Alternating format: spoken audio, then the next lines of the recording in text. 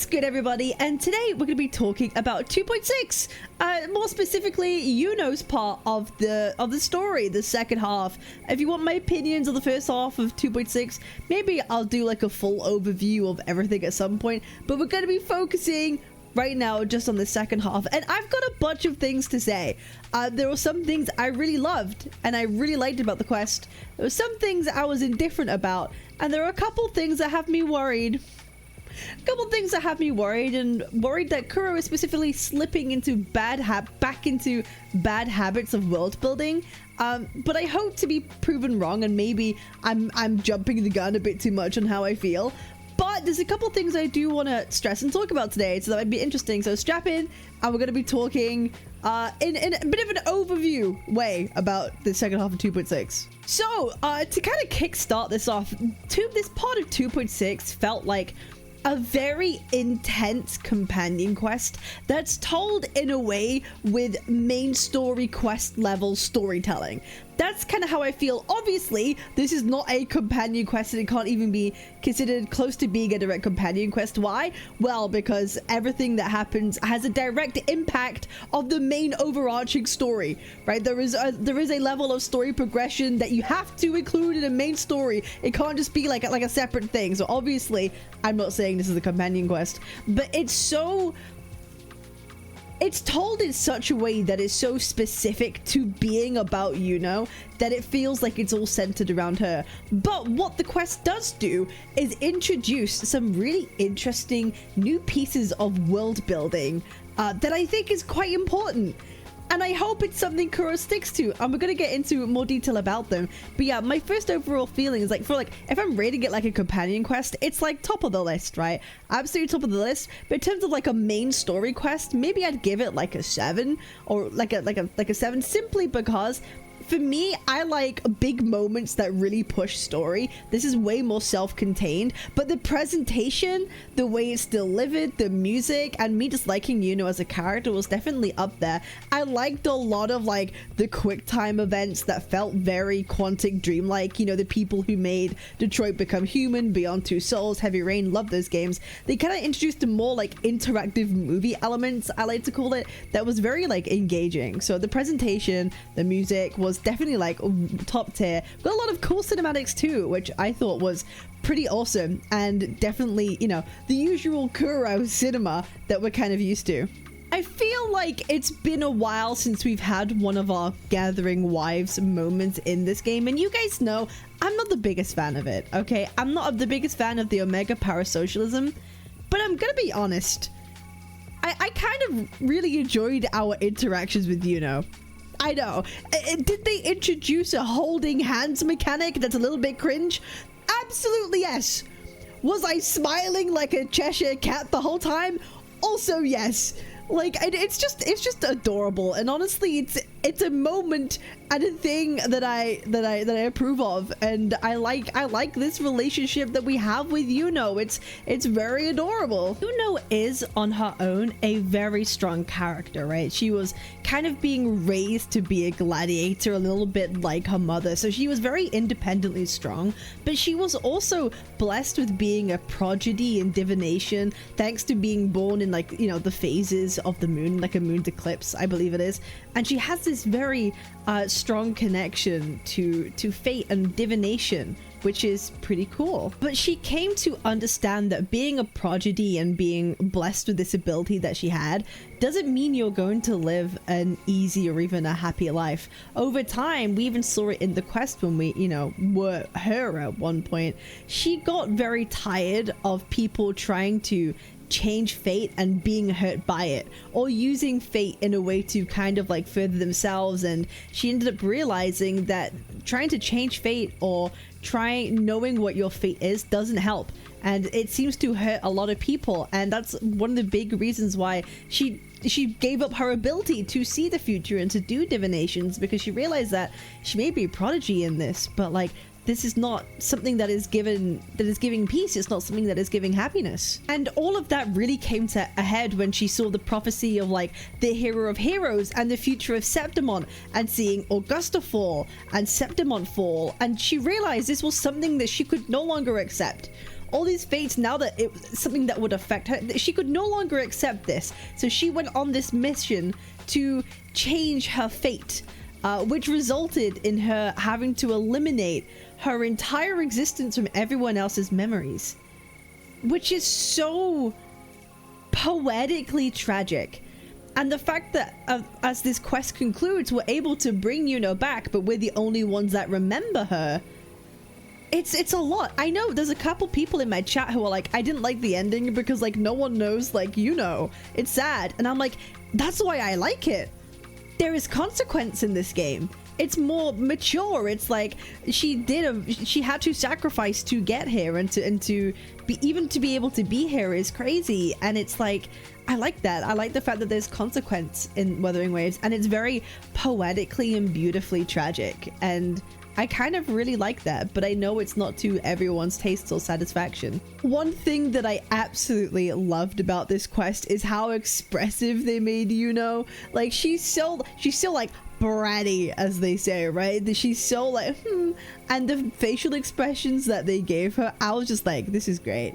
I love her. I just love her character. I love her personality. So it's hard to fuck up with a character that's so likable as Yuno. I feel like it's really hard to fuck her up, but they really delivered on her well. And her VA is phenomenal, by the way. Is that, I think Ella Boys? Yeah, absolutely did an incredible job with her, 100%.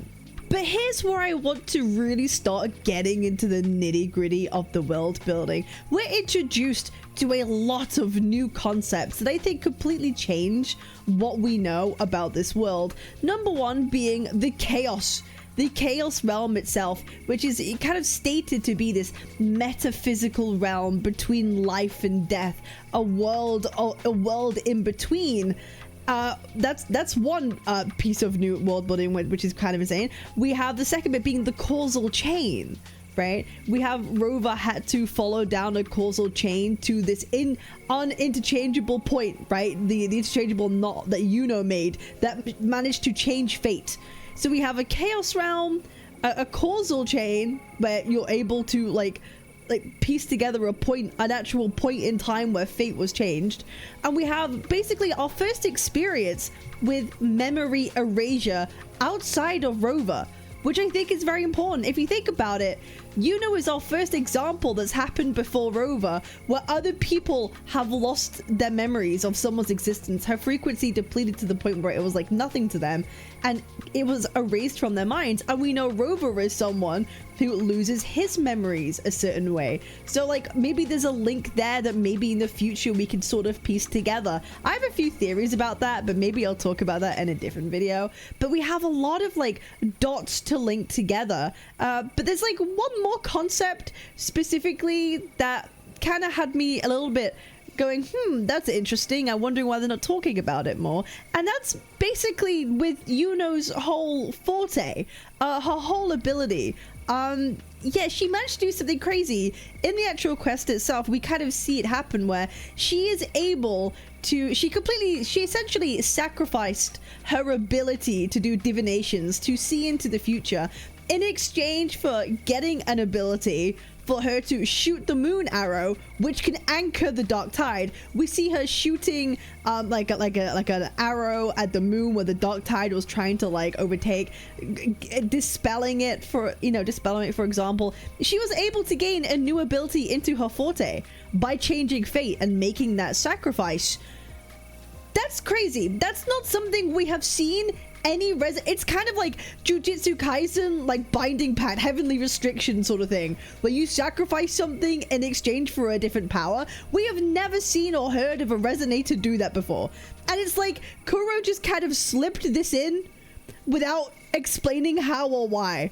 Like she was able to defy fate, make that sacrifice of sacrificing ability to see the future, sacrificing that every time she used this moon arrow, her existence, her frequency would get depleted, in exchange to be able to anchor the dark tide, which is like, that's crazy. That's not something. She is known as like a congenital resonator, so someone who is born with her like resonance abilities. But we've never really heard of someone being able to gain new ones like this, in this such a way, and it kind of like changes what we seem to know. But the thing that made me worried is that Kuro seemed to like gloss over it. They didn't really explain how that was able to happen, apart from, you know, she picked up her candelabra or whatever it is and she smashed it and was like, no, I refuse. But there was never actually like a reason given of how this was able to happen. And I think that's very important when it comes to world building, because I feel like this is a point that most people are going to have ignored. I really feel that a lot of people will be watching through this quest and being like, visually it's good, okay, I like this, I like where it's going, the story, and just kind of accepting what happens without being like, okay, but how does that actually tie into the story? Like, how does that actually work? How does that? I think that stuff like that is kind of important. For example, like Harry Potter, like we take the example of Harry Potter, the magic system in Harry Potter we kind of take for granted. But when you think about it, it doesn't make any sense. I could go on to like a 3-hour rant about how the magic system in Harry Potter like literally makes absolutely no sense whatsoever, but we don't care because the characters and the story is more important than the magic itself. There isn't actually that much magic in Harry Potter, for example, but in a game like this, our main focus is the character and the stories. But I think the actual like lore and world building is important to establish, because people like theory crafting, people like coming up with like lore theories and what will happen, and if things like this aren't explained in the future, things can get a little silly. My second, not sort of gripe but worry, is talking about this whole chaos realm, this metaphysical state. It's very purposefully vague, right? Nothing is ever defined. Oh, it's in between life and death. It's very vague. You have to anchor and to bring people back. It's a lot of it is very vague posting, and this paired with the whole like forte ability thing, I just hope that this isn't too many random bullshit go moments that they're gonna throw at us that like we're just gonna like run with and never come back to again and never have an answer for. If that's the case, I'm gonna be kind of disappointed, but I'm gonna hold my breath for now and hope that maybe more of this kind of comes up in the future, because these are pretty big concepts, right? The chaos realm, the causal chains, being able to change fate, memory erasure, being able to change your forte abilities. These are huge things, like huge massive things, and they were just kind of thrown in there. So if we never go back to explore these concepts, I'm gonna be like, okay. And I was kind of left feeling a bit unsatisfied at the end of the quest, because I kept thinking about all these things. I kept thinking like, you know what, people are gonna probably like this because it's very, if you like Yuno, you'll like this quest because she's cool and she's pretty, and her story is very interesting as we go through this. But like, I feel like a lot of people are gonna miss very important things because it's so much vague posting. And I think a lot of people are just gonna take what they see for face value and not really think about what it is the game is telling you. And they're just gonna miss things that are like, oh, maybe that actually is like kind of important. And I feel that's like such a disservice. I really feel like it does a disservice to the game, because I feel as someone who should be writing like stories in a game, it's kind of your job to make sure your audience gets enough that they're on board with like what they're trying to tell you. And I just have this feeling that a lot of people are gonna miss these very important concepts, and that's something that Kuro kind of did back in 1.0, where they did a pretty poor job at their world building and explaining it to people and getting people interested. It is their job to get you interested in more than the surface level of what it's telling you. People often say like, oh, why can't Kuro have like a lore community like Genshin Impact does, for example? And I think a lot of that is to do with Kuro never really did the best job at establishing world building concepts that kept people like guessing. People really took it story for story, and I'm like a PTSD moment. I just don't want to go back to like 1.x levels of like storytelling. Yeah, so overall I'm happy with this quest. I'm even more excited for what they're gonna do in 2.7. I'm putting a pin in this. Am I mad? No, I'm not mad. I'm just making a note. I hope Kuro just doesn't ignore the things that they have established in this quest, because they seem pretty important. I hope they just don't. This is it, and we'll never hear about the chaos or changing fortes this late ever again, or causal chains and fate. I hope it's something that we stick with and come back to. If we don't, then I'll have my Doom Post moment. Okay, but I'm not really. But until then, I think it's fine. I'm looking forward to Galbrainer. I'm looking forward to Chi-Yan. I'm looking for Cartathea to come back. The whole gang. I'm looking forward for the whole gang. It's gonna be very cool. So I appreciate you. Make sure to like, comment, and subscribe. Leave your thoughts down below. If you have come this far into the video, comment down below. You know, more like who? No.